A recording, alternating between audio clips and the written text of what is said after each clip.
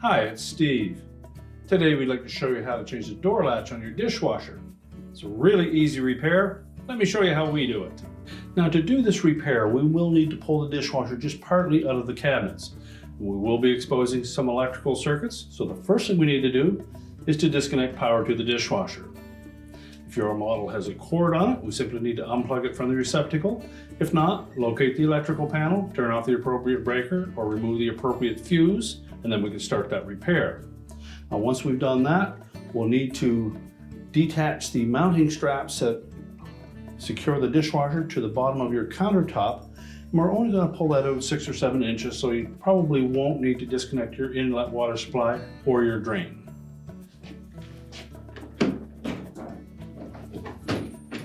We'll need to open the door up to remove the mounting screws. So we'll begin by disconnecting the harness at the top here.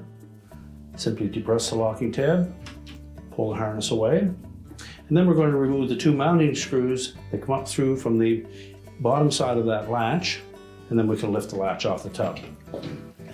These are normally a number 2 Phillips screw.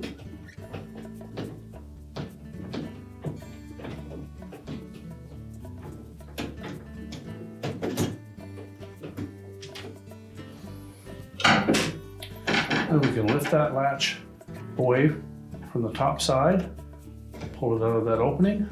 So discard the old one, and we'll take the new one.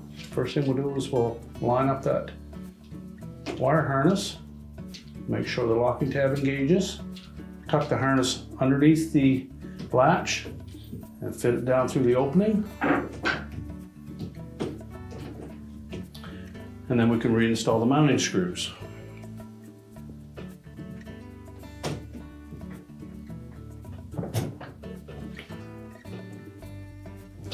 And once we have both screws secure, we're ready to close up the dishwasher.